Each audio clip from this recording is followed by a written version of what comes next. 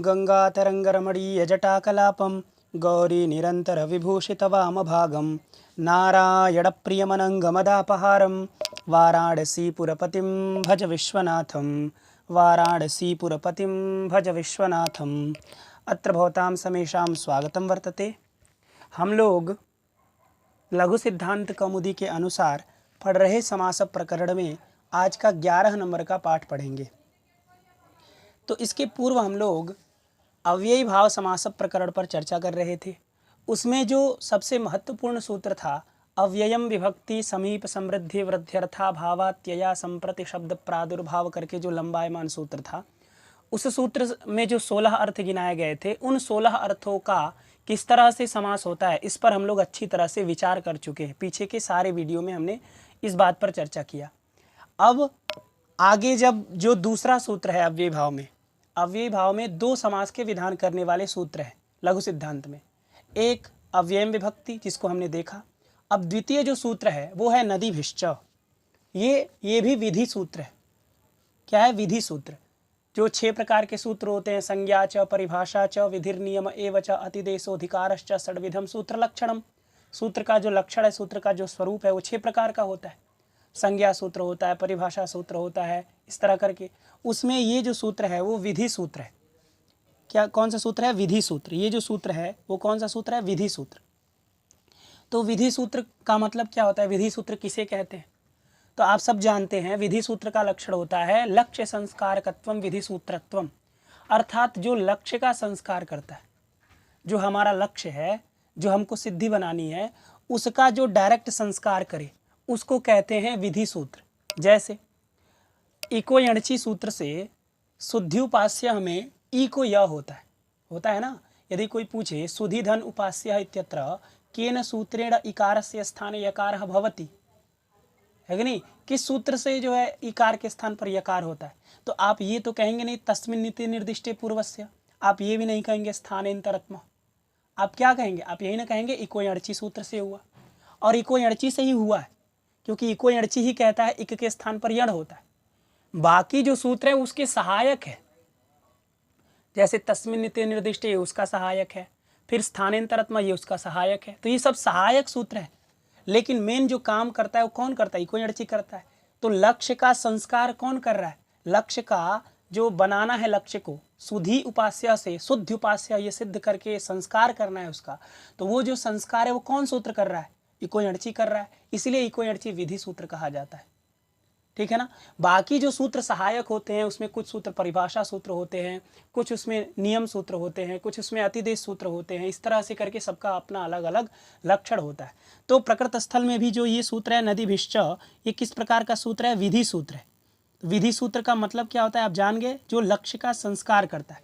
तो हमारा लक्ष्य क्या है? लक्ष्य है पंचगंगम और द्वियमुनम, इसको बनाना। तो इसको बनाने का डायरेक्ट जो काम है वो कौन करेगा? नदीभिश्च करेगा। इसीलिए नदीभिश्च क्या है? लक्ष्य का संस्कारक सूत्र है, इसलिए ये विधि सूत्र है। ये बात समझ में आ गई आपको? अब आगे देखिए, इसमें पद कितने हैं नदीभिश्च सूत्र में, है कि नहीं? नदीभिश्च इस सूत्र में कितने पद हैं? क्योंकि सूत्र का अर्थ जानने से पहले सूत्र में जितने पद होते हैं उनके ऊपर विचार करते हैं, तभी सूत्र का जो अर्थ है वो अच्छी तरह से स्पष्ट होता है। ठीक है ना। पहले सूत्र किस प्रकार का है वो जानना चाहिए। उसके बाद सूत्र में कितने पद हैं ये जानना चाहिए। फिर उस सूत्र में किस सूत्र से अनुवृत्ति आ रही है ये जानना चाहिए। उसके बाद सूत्र का वृत्ति पढ़ना चाहिए। फिर उसके बाद वृत्ति को जानने के बाद उदाहरण जानना चाहिए। उदाहरण के जानने के बाद प्रत्युदाहरण जानना चाहिए। तब जा करके एक सूत्र का पूरी तरह से विचार संपन्न होता है। ठीक है ना। तो हमने ये देखा, ये विधि सूत्र है। अब आगे ये इसमें कितने पद हैं इस सूत्र में? तो 2 पद हैं। कौन कौन पद हैं? एक है नदी भी, एक ये पद है। दूसरा है च। तो द्विपदात्मकम इदम सूत्रम। इस सूत्र में 2 पद है। पहला पद है नदी भी और दूसरा है च। तो नदी भी ये कौन सा पद है भाई? किस विभक्ति का है? तो तृतीया बहुवचन का है। नदी दीर्घ इकारांत स्त्रीलिंग का शब्द है। जैसे गौरी शब्द रहता है ना, उसी तरह नदी शब्द है। तो गौरी का कैसे रूप चलता है? गौरी, गौर्यौ, गौर्यः, गौरीम, गौर्यौ, गौरीः, गौर्या, गौरीभ्याम, गौरीभिः। इस तरह चलता है ना। उसी तरह नदी का भी चलेगा। नदी, नद्यौ, नद्यः, नदीम, नद्यौ, नदीः, नद्या नदीभ्याम नदीभिः, इस तरह से नद्यई चतुर्थी में इस तरह से इसका रूप चलता है, ठीक है ना। तो नदी भी कहाँ बना, तृतीया बहुवचन में, तो ये नदी भी कहाँ का रूप है, तृतीया बहुवचन का रूप है, ठीक है ना। तो तृतीया बहुवचनांतम पदम नदी भी इति, और च जानती है च अव्यय पद है, च अव्यय है इसलिए उससे उत्तर विसर्ग नहीं दिख रहा, नहीं तो चह ऐसा लिखते यदि अव्यय नहीं होता तो। यदि प्रथमांत होता, द्वितीयांत होता, तृतीयांत होता तो राम की तरह रूप चलता ना उसका, जैसे रामः रामौ रामः, वैसे चह चौ चाह चम चौ चान, इस तरह रूप चलता ना। चूंकि च अव्यय है इसीलिए उससे उत्तर आने वाले सु औ जस अम और सस पूरे 21 विभक्तियों का लुक हो जाता है, इसलिए सभी जगह च च च यही बनेगा, ठीक है ना। तो आप जान गए इस सूत्र में 2 पद है, नदी भी ये तृतीयांत पद है और च जो है वो अव्यय पद है, ठीक है। तो च किस लिए रखा जाता है, किसी भी सूत्र में च रखा गया इसका मतलब उससे किसी अनुवृत्ति के लिए रखा जाता है, किसी सूत्र से अनुवृत्ति आ रही है इसको बताने के लिए च रखा जाता है।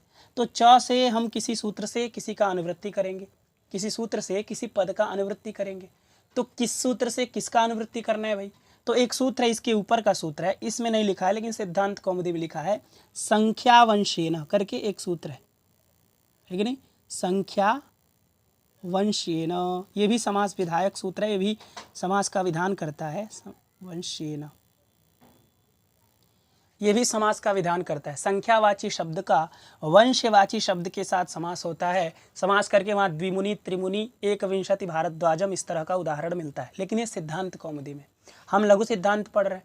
तो चूंकि इसके ऊपर का ही ये सूत्र है, जैसे ये 2 1 20 का सूत्र है ना, तो ये 2 1 19 का सूत्र है, 2 1 19 का सूत्र है।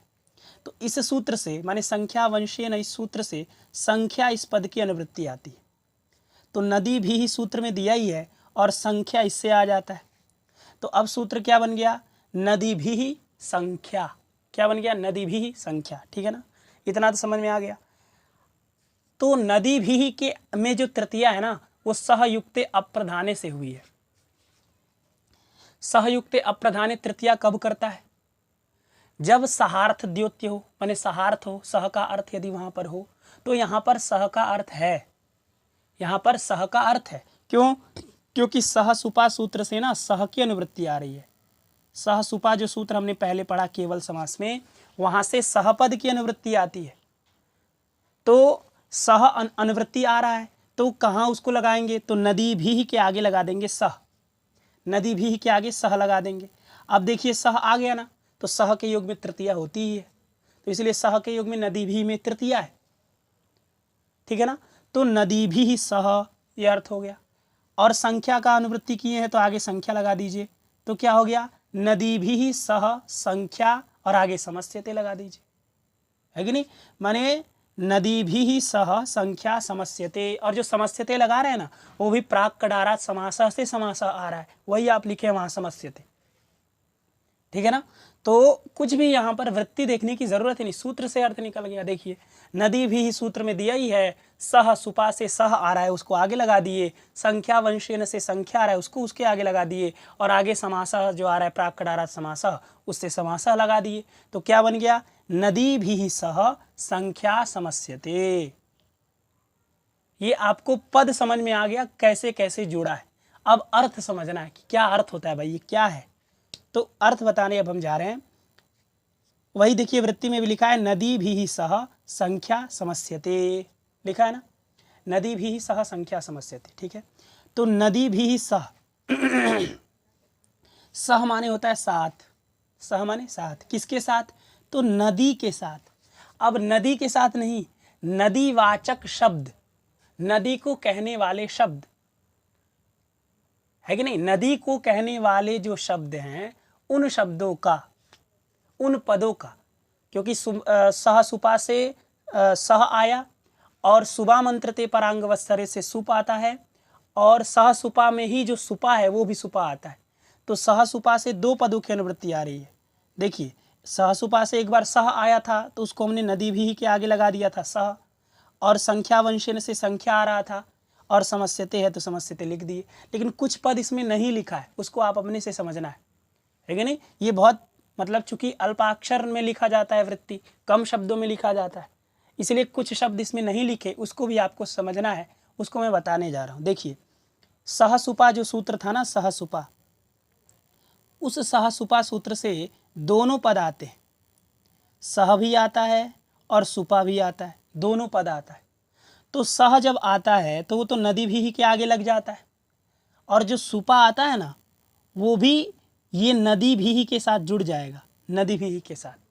तो सुपा का अर्थ क्या है? सुबंतेन, क्योंकि सुप ये प्रत्यय है और प्रत्यय का स्वतंत्र प्रयोग तो होता नहीं, वो तो उसमें तदंत विधि लग जाती है, उसको कहते हैं हम लोग प्रत्यय ग्रहणे तदंत ग्रहणम। तो प्रत्यय का जहाँ भी ग्रहण होता है वहाँ तदंत ग्रहण होता है। तो सुपा ये तृतीयांत था ना, तो उसमें अंत जोड़ दीजिए तो सुबंत हो गया, उसको तृतीय में बनाइए तो सुबंतेन। तो सुपा का अर्थ क्या हो गया? सुबंतेन। और नदी भी लिखा ही है और सह आगे जोड़े ही है, तो नदी भी माने नदीवाचक नदीवाचक सुबंतेन, इस तरह का अर्थ हो जाएगा, है कि नहीं? क्योंकि नदी से यहाँ नदीवाचक शब्द लेना है, नदी को कहने वाला शब्द। तो नदी जैसे गंगा हो गई, तो उस नदी को, नदी माने जल प्रवाह, जल प्रवाह को नदी कहते हैं, जिसमें जल बहता है बहुत, उसको नदी कहते हैं। तो उस जल प्रवाह को कहने वाला शब्द, तो जैसे वाराणसी में जो जल प्रवाह बहता है उसको कहने वाला शब्द क्या है? गंगा नदी। उसी तरह कहीं कहीं यमुना, सरस्वती, ये सब क्या है? नदीवाचक शब्द है। तो जो नदीवाचक शब्द है, गंगा, यमुना, सरस्वती, सतलज इत्यादि, रेवा इत्यादि जितनी नदियां हैं, ऐसे नदीवाचक समर्थ सुबंत का, नदीवाचक समर्थ सुबंत का, है कि नहीं? तो अर्थ क्या हो गया? देखिए नदी भी का अर्थ हो गया नदीवाचक, और सुबंत आ रहा है और समर्थ पद विधि से समर्थ आ रहा है, तो समर्थ सुबंतेन, ये ऊपर से आ रहा है।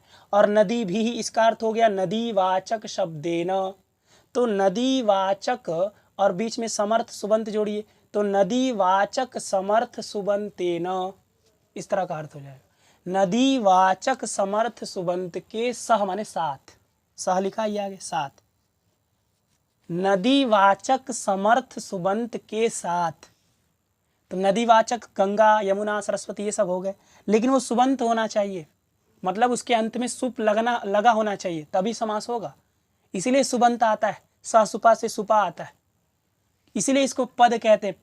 पद को, पदों माने पद, दो पदों का समास होता है, इस तरह का कहते हैं। क्यों? क्योंकि पदोद्देश्यक विधि है ये, पद को उद्देश्य करके होने वाली ये विधि होती है।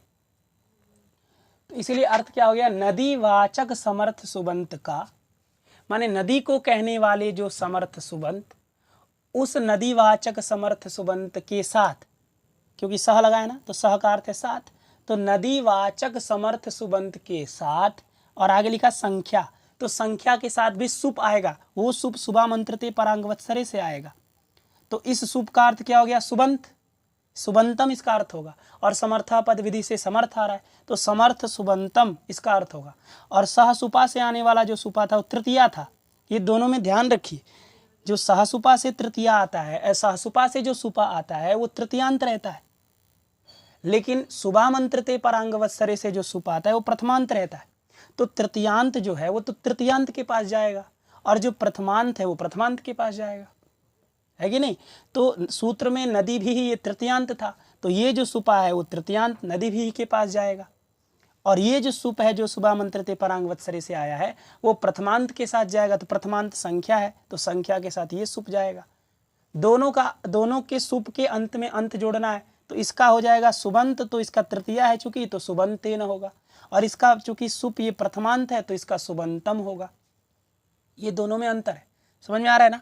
तो नदी भी सह का अर्थ हो जाता है नदीवाचक समर्थ सुबंतेन, ये उसका अर्थ हो जाता है, ठीक है ना? तो नदीवाचक समर्थ सुबंतेन सह, फिर यहाँ संख्यावाचक समर्थ सुबंतम, संख्यावाचक समर्थ सुबंतम, क्योंकि संख्या दिया ही है और संख्या को कहने वाले शब्द, है कि नहीं? संख्या को कहने वाले शब्द जैसे 1 2 3 4 5 6 7 8 9 10 11 12, ये जितने भी हैं ये सब क्या है? संख्या है। ये सब क्या है? संख्या।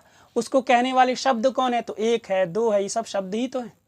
तो संख्यावाचक शब्द क्या हो गया? 1 2 3, वो भी कैसा होना चाहिए? तो समर्थ होना चाहिए और सुबंत होना चाहिए, ठीक है ना? तो अर्थ क्या हो गया कुल मिलाकर के कि नदीवाचक जो शब्द है ऐसे शब्दों के साथ संख्यावाचक शब्दों का समस्यते माने समास होता है। नदीवाचक समर्थ सुबंत के साथ संख्यावाचक समर्थ सुबंत का समास होता है। समर्थ होने चाहिए दोनों। समर्थ का मतलब व्यपेक्षा सामर्थ्य, मतलब आकांक्षा, योग्यता और सन्निधि ये होनी चाहिए उन दोनों पदों में। उन दोनों पदों के मध्य आकांक्षा होनी चाहिए, मतलब एक दूसरे की आकांक्षा होनी चाहिए, और योग्यता होनी चाहिए। उन दोनों से बनने वाला जो अर्थ, मतलब उन दोनों पदों से बनने वाले जो अर्थ, वो अर्थ अबाध नहीं होना चाहिए, मतलब वो अर्थ लोक में प्रसिद्ध हो, लोक में वो अर्थ स्वीकार्य हो, ऐसा अर्थ होना चाहिए। ऐसा कोई अर्थ ना हो जो लोक में प्रसिद्ध ही ना हो। आपने कह दिया वह्निना सिंचति, तो क्या कभी अग्नि से सेचना संभव है? अग्नि से आप खेत में सेचन कर सकते हैं क्या? तो ये तो अर्थ का अबाध हो रहा था ना, इसलिए वहां पर योग्यता नहीं थी। लेकिन आप जो समास करेंगे जो दो पदों का, नदीवाचक शब्द का और संख्यावाचक शब्द का, वो दोनों क्या होने चाहिए? सामर्थ्य होना चाहिए उसमें, मतलब उसमें योग्यता होनी चाहिए। ठीक है ना? तो और ये हो गया, मतलब आकांक्षा भी हो गया, योग्यता भी हो गया, और सन्निधि भी होनी चाहिए। आप जो दो पदों का समास कर रहे हैं उसको तुरंत आपको उच्चारण करना है। यदि प्रहरे प्रहरे असहोच्चारितानि पदानि, यदि एक प्रहर के बाद दूसरे प्रहर में दूसरे का उच्चारण कर रहे हैं, पहले प्रहर में उच्चारण कर रहे हैं एक शब्द का और 3 घंटे बाद उच्चारण कर रहे हैं दूसरे पद का, तो फिर वहां भी समास नहीं होता है, फिर वहां समास नहीं होगा, क्योंकि वहां पर सन्निधि ही नहीं है। इसी को सामर्थ्य कहते हैं। तो समर्थ होना चाहिए। दो पद जो आप समास कर रहे हैं वो दोनों पद सामर्थ्य होना चाहिए, उसके अंदर सामर्थ्य होना चाहिए, है कि नहीं? वो दोनों पद समर्थ होने चाहिए और सुबंत होने चाहिए। सुबंत का मतलब उसके अंत में सुप लगा होना चाहिए, उसके अंत में सुप लगा होना चाहिए, तभी समास होगा। ये समर्थ सुबंत का अर्थ होता है। आप समर्थ सुबंत जान गए, और समर्थ सुबंत ये पूरे समास में चलता है। पूरे समास में समर्थ और सुबंत ये दो पद जाते हैं, वो चाहे अव्ययीभाव हो, चाहे तत्पुरुष हो, चाहे बहुव्रीहि हो, चाहे कर्मधारय हो, चाहे द्वंद्व हो, कोई हो, सभी में समर्थ और सुबंत ये दो पद तो जाते ही हैं। ठीक है ना? तो यहाँ भी आया, तो अर्थ आप समझ गए। नदी भी सह माने नदीवाचक समर्थ सुबंत के साथ संख्यावाचक समर्थ सुबंत का समस्यते माने समास होता है। ठीक है ना? उदाहरण से आपको और भी स्पष्ट होगा। ठीक है ना? अब आगे देखिए, पहले जैसे नदी, एक थोड़ा सा अभी दृष्टांत समझ लेते हैं। नदी भी नदीवाचक शब्द हो गया, जैसे मान लीजिए सरस्वती शब्द हो गया। सरस्वती ये नदीवाचक शब्द है, उसका संख्यावाची के साथ समास होगा। तो संख्यावाची शब्द मान लीजिए दो है, द्वि ये शब्द है द्वि, तो द्वि और सरस्वती इन दो पदों का समास होगा। ठीक है ना? लेकिन एक वार्तिक बना दिया गया। देखिए वार्तिक लिखा है समहारे च अयम इष्यते, यहाँ लिखा है ना समहारे च अयम इष्यते। लिखे अयम, अयम माने यह, अयम माने यह, तो अयम समास, यह जो समास है, अयम माने अयम समास, यह जो समास है वह समाहारे इष्यते, है कि नहीं? समाहारे अयम इष्यते, अयम माने अयम समास, यह जो आप समास कर रहे हैं वह हमको समाहार में इष्ट है, वो हमको समाहार अर्थ में चाहिए। इष्यते माने होता है इष्ट है, इस इच्छायाम धातु से इष्यते बना, अर्थात इष्ट है हमें, हमारी इच्छा है कि यह जो आप समास कर रहे हैं वह समास किस में हो? समाहार में हो, समाहार अर्थ में हो। क्योंकि अव्ययी भाव समास समाहार में नहीं होता है। समाहार अर्थ में तो द्विगु समास होता है अथवा द्वंद्व समास होता है। लेकिन ये कह रहे हैं वार्तिक के बल से कि यह जो समास है अयम समास, ये विशेष रूप से इसी सूत्र के लिए है बस, बाकी और कहीं ये नियम नहीं लगेगा समाहारे चायम इष्यते का, ये केवल नदीभिश्च सूत्र के लिए। तो अर्थ क्या हो गया कि अयम समासः अर्थात नदीभिश्च इति सूत्रेण विहितः समासः समाहारे माने समाहार अर्थ में, इष्यते माने इष्ट है, हमको इष्ट है कि ये समाहार अर्थ में हो। अब ये समाहार अर्थ में होगा, मतलब इसका जो विग्रह होगा वो समाहार अर्थ में होगा। समाहार का मतलब होता है समूह, समाहार माने समूह, बहुत सारे जहाँ समूह रहे उसको कहते हैं समाहार। ठीक है ना? तो अब देखिए उदाहरण में देखते हैं। उदाहरण क्या है? पंचगंगम, उदाहरण है पंचगंगम, पंचगंगम ये उदाहरण है। ठीक है ना? देखिए अब ये उदाहरण है, इसमें देखिए पंच लिखा है ना, पंच, तो पंच क्या है? ये संख्यावाची शब्द है। और लिखा गंगम, ये गंगम क्या है? नदीवाचक शब्द है। है कि नहीं। ये पंच क्या है, संख्यावाची शब्द, गंगम क्या है, नदीवाची शब्द। तो नदीवाची शब्द जो गंगम, उसके साथ संख्यावाची शब्द जो पंच, उसका समास हो रहा है कि नहीं हो रहा है। थोड़ा और जूम कर दें। हाँ, जो नदीवाची शब्द था गंगम और जो संख्यावाची शब्द है पंच, इन दोनों का आपस में समास हो रहा है। लेकिन किस अर्थ में होगा, कह रहे हैं समाहार में होगा, समाहार में होना चाहिए। तो समाहार में होगा, इसका मतलब क्या विग्रह होगा इसका विग्रह होगा पंचानाम गंगानाम समाहारः। क्या विग्रह होगा, पंचानाम गंगानाम, लिखने में यहाँ दिक्कत है इसलिए नहीं लिख रहे, आप समझ रहे होंगे। पंचानाम गंगानाम समाहारः, पंचानाम माने 5, गंगानाम माने गंगाओं का, समाहारः माने समूह। जहां पर 5 गंगा जी आकर के मिल जाती हैं उसको कहते हैं पंचगंगम। उसको क्या कहते हैं, पंचगंगम। तो पंचानाम गंगानाम समाहारः, ये जो समाहारः हम विग्रह कर रहे हैं ना, वो इस वार्तिक के बल से कर रहे हैं, क्योंकि यह जो आप समास करेंगे वो समाहार में होता है, यह सूत्र ही कह रहा है। इसलिए हम पंचानाम गंगानाम, अगर ये सूत्र नहीं होता तो केवल हम इतना कहते पंचानाम गंगानाम, बस पंचगंगम माने 5 गंगा, बस इतना ही। 5 गंगा को हम पंचगंगम कहते, लेकिन 5 गंगाओं का जहाँ समाहार होता है उसको पंचगंगम कहते हैं, ये अर्थ नहीं बनता यदि ये समाहारे नहीं होता तो, समाहारे चाहे मिश्यते नहीं होता तो ये सूत्र आया और कहा कि समाहार में होगा। तो समाहार में हमने विग्रह क्या किया, पंचानाम गंगानाम समाहारः, 5 गंगाओं का जहां पर समाहार होता है, जहां इकट्ठी होती हैं 5 गंगाएं, है कि नहीं, 5 गंगा जहां इकट्ठा होते हैं उसको कहते हैं पंचगंगम। तो पंचानाम गंगानाम समाहारः ये हो गया लौकिक विग्रह। अलौकिक विग्रह क्या होगा, तो पंचानाम चूंकि ये षष्ठी है, गंगा नाम ये भी षष्ठी है, तो अलौकिक विग्रह में भी षष्ठी ले आएंगे, पंचन आम गंगा आम इति अलौकिक विग्रह। बात समझ में आ गई। अब देखिए ये सूत्र लगेगा ना नदीभिश्च, तो नदीवाचक समर्थ सुबंत के साथ, नदीवाचक समर्थ सुबंत क्या है, गंगा है, गंगा अम है, समर्थ सुबंत चाहिए हमको, केवल गंगा ये सुबंत नहीं, सुबंत नहीं है, मतलब सुबंत क्या है, गंगा आम ये पूरा पद है,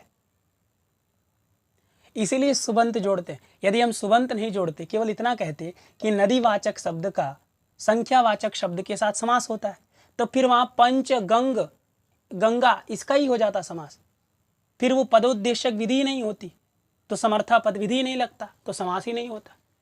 इसलिए सुबंत होना चाहिए। तो पंचानाम ये सुबंत है, पंचन आम ये सुबंत है, और गंगा आम ये भी सुबंत है। इसीलिए नदीवाचक समर्थ सुबंत हो गया क्या, गंगा आम, और संख्यावाचक समर्थ सुबंत क्या हो गया, पंचन आम। ये दोनों बोलेंगे आप, केवल पंचन नहीं बोलेंगे, क्योंकि आपसे पूछा क्या जा रहा है, संख्यावाचक समर्थ सुबंत पूछा जा रहा है।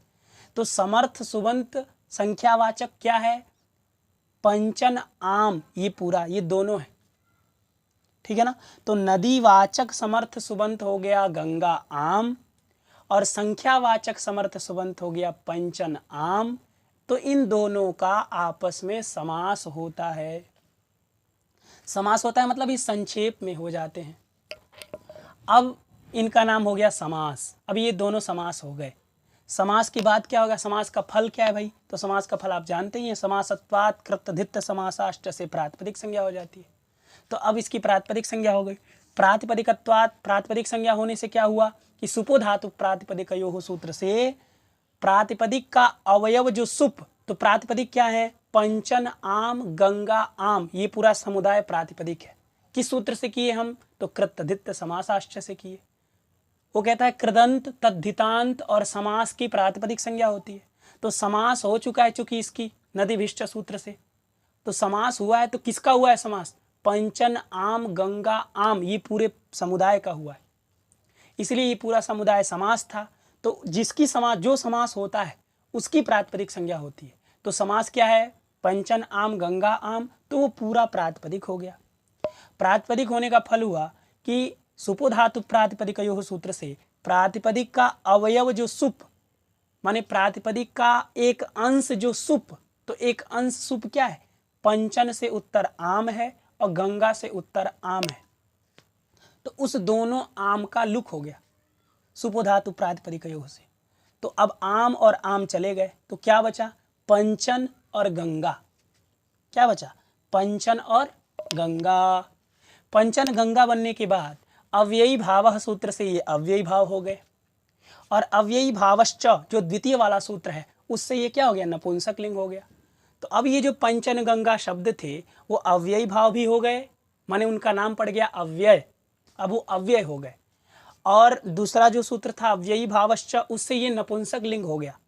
अब ये नपुंसक लिंग का शब्द हो गया। अब ये न पुल्लिंग रहा न स्त्रीलिंग रहा, क्योंकि गंगा स्त्रीलिंग शब्द था, लेकिन अव्ययी भाव समास में जब भी अव्ययी भाव समास होता है तो वो पूरा पद जो है वो नपुंसक लिंग हो जाता है।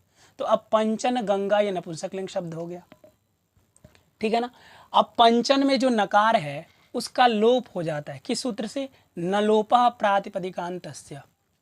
प्रातिपदिक संज्ञकम यत् पदम, प्रातिपदिक संज्ञक जो पद, तो पंचन और आगे जो आम का हम लुक किए हैं ना, वो पूरा पद था ना, पंचन आम ये पूरा पद था।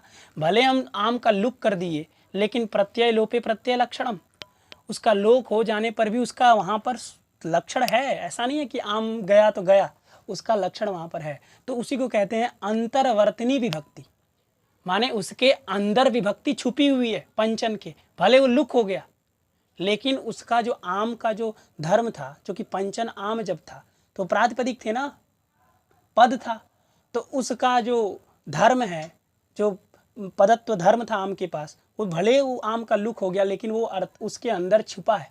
तो अंतर्वर्तनी विभक्ति मान करके उस पंचन में जो नकार है उसका लोप हो जाता है। न लोपः प्रातिपदिकान्तस्य से।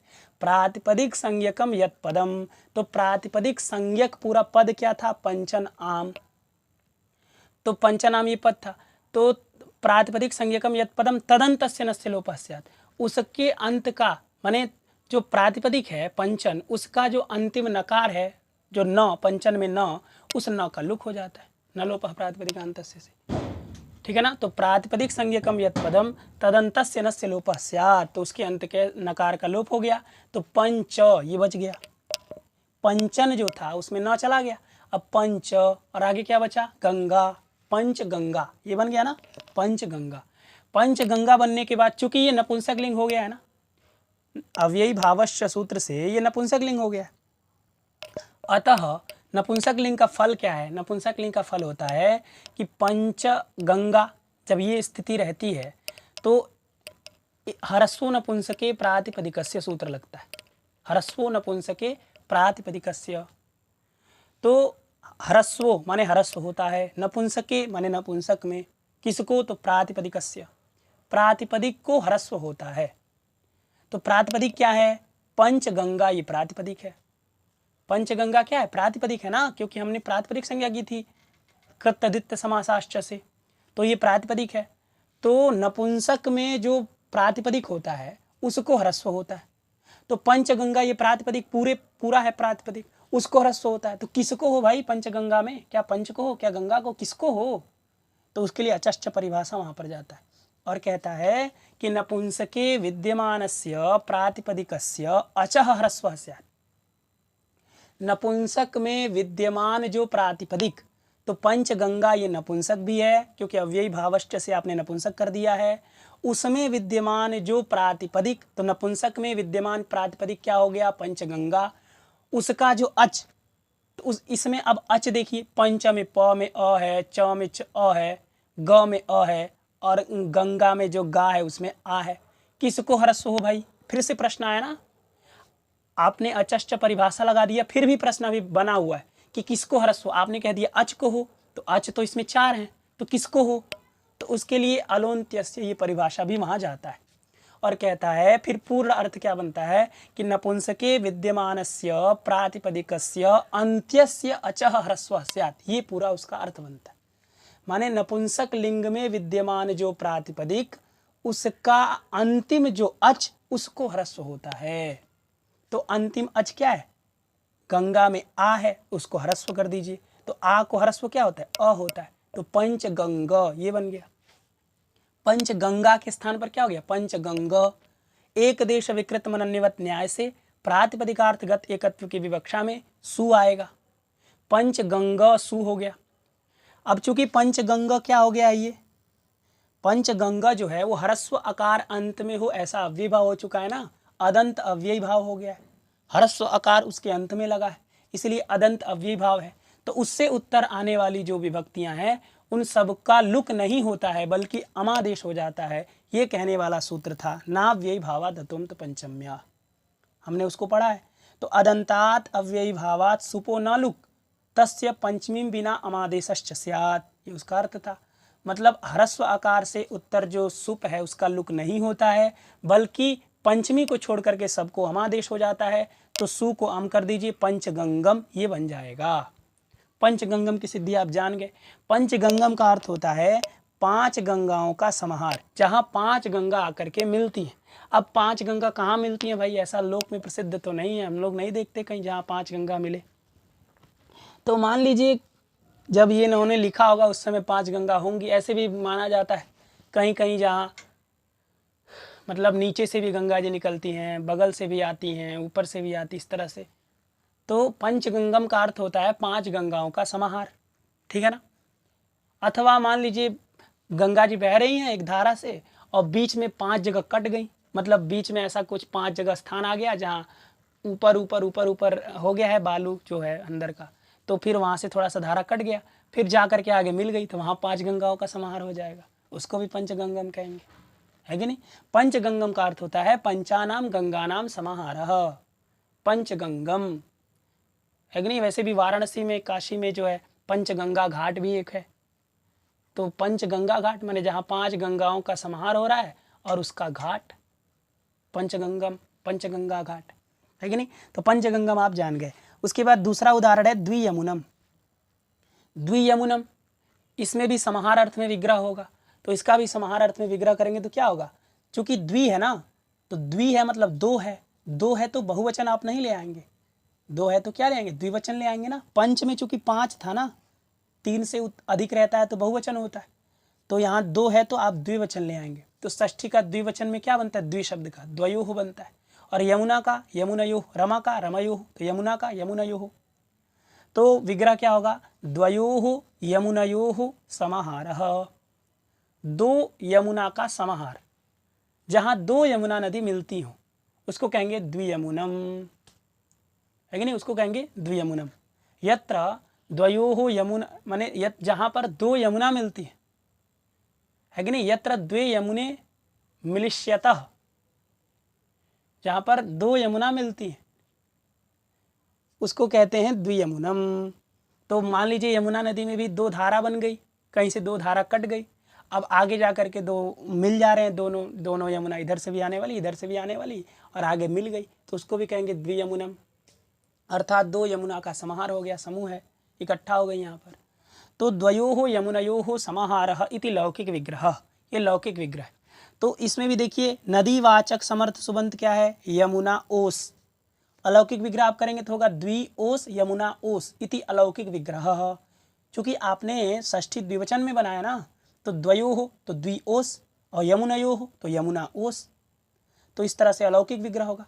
अलौकिक विग्रह में ही समास होता है, तो अब अलौकिक विग्रह में समास करेंगे किस सूत्र से? नदीभिश्च से करेंगे। इसका अर्थ क्या था? नदीभिः सह, माने नदीवाचक समर्थ सुबंत के साथ। नदीवाचक समर्थ सुबंत क्या है? यमुना ओस, क्योंकि यमुना ये नदीवाचक है, तो नदीवाचक समर्थ सुबंत हो गया यमुना ओस, और संख्यावाचक समर्थ सुबंत हो गया द्वि ओस। तो संख्यावाचक समर्थ सुबंत का नदीवाचक समर्थ सुबंत के साथ समस्यते, माने समासः भवति, समास हो जाएगा। तो द्वि ओस यमुना ओस अत्र नदीभिश्च इति सूत्रेण समासः भवति। समासत्वात् कृतधित समासाश्च इति सूत्रेण प्रातिपदिक संज्ञा भवति, ठीक है ना। समास होने के कारण कृतधित समासाश्च से प्रातिपदिक संज्ञा हो गई। प्रातिपदिक संज्ञा होने के बाद सुपोधातु प्रातिपदिकयोः से प्रातिपदिक का अवयव जो सुप है, अवयव सुप है ओस, द्वि से उत्तर जो ओस और यमुना से उत्तर जो ओस, उन दोनों ओस का लुक हो गया, तो द्वि यमुना ये बन गया, द्वि यमुना, द्वियमुना बनने के बाद अव्ययी भाव सूत्र से अव्ययी भाव हो गया, और अव्ययी भावश्च इस सूत्र से नपुंसक लिंग शब्द हो गया। तो द्वियमुना ये नपुंसक लिंग शब्द हो गया, और नपुंसक लिंग का फल हुआ कि ह्रस्व नपुंसके प्रातिपदिकस्य से ह्रस्व हो गया। जैसे पंचगंगा में आपने ह्रस्व किया था, उसी तरह यहाँ भी ह्रस्व करेंगे, तो द्वियमुना को द्वियमुना हो गया।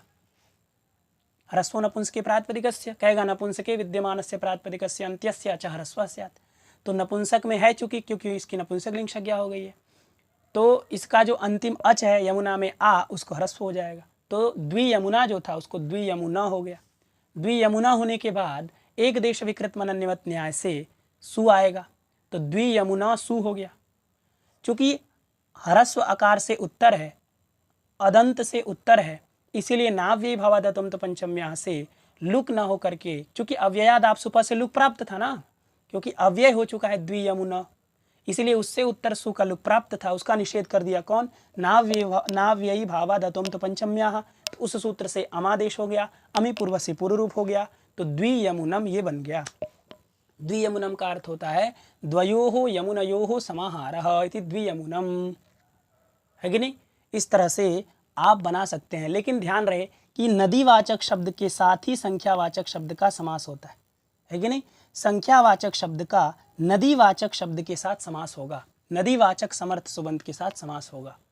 तो अब देखिए प्रश्न क्या यहाँ बनता है।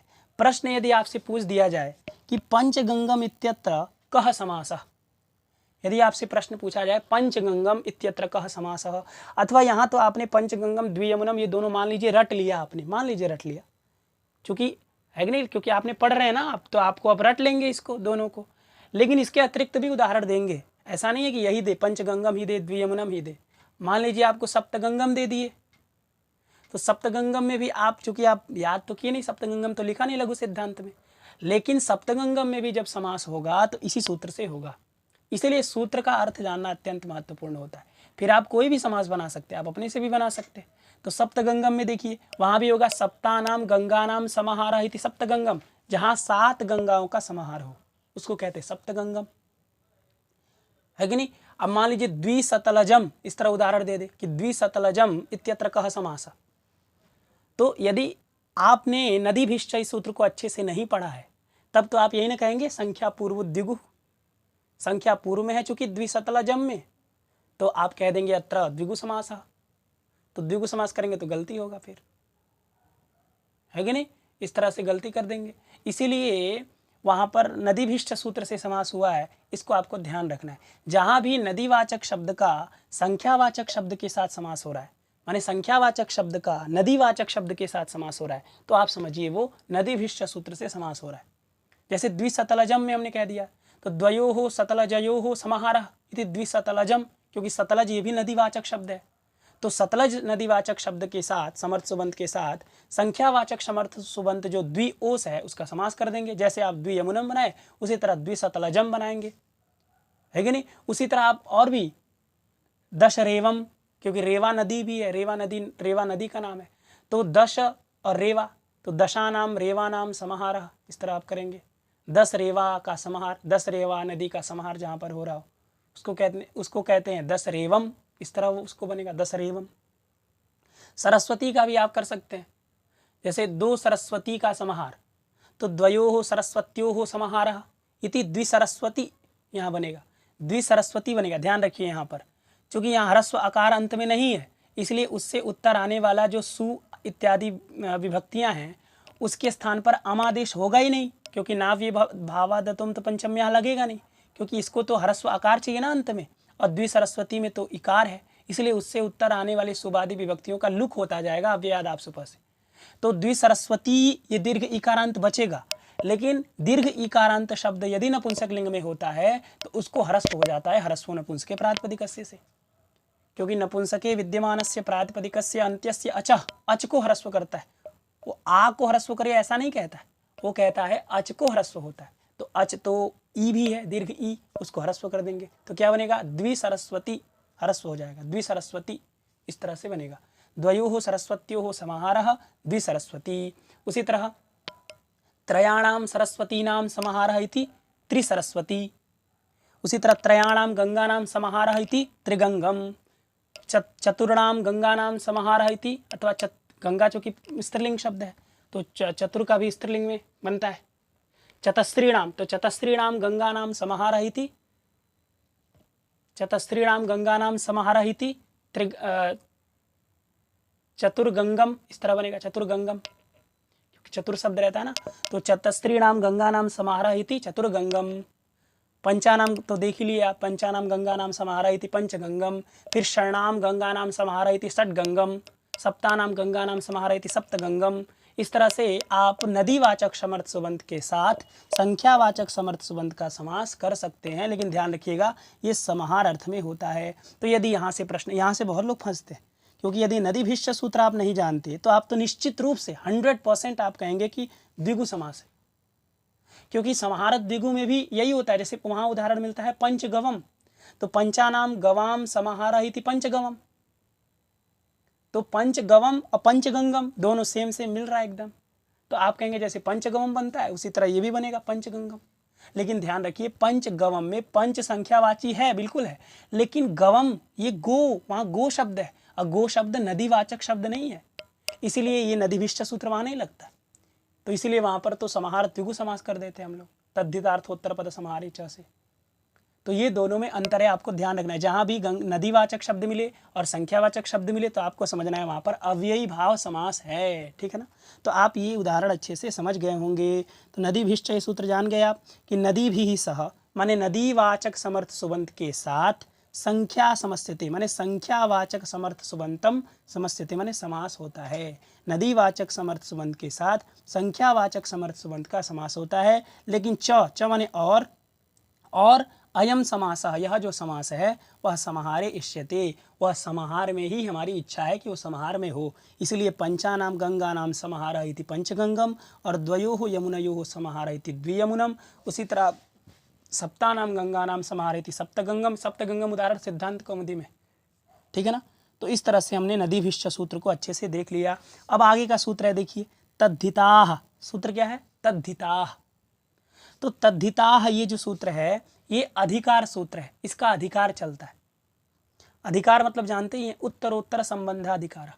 जो उत्तरोत्तर संबंध होता है उसको अधिकार कहते हैं, यानी स्वदेश वाक्यार्थ बोध शून्यत्वे सति परदेश वाक्यार्थ बोध जनकत्वम, ये भी कहते हैं।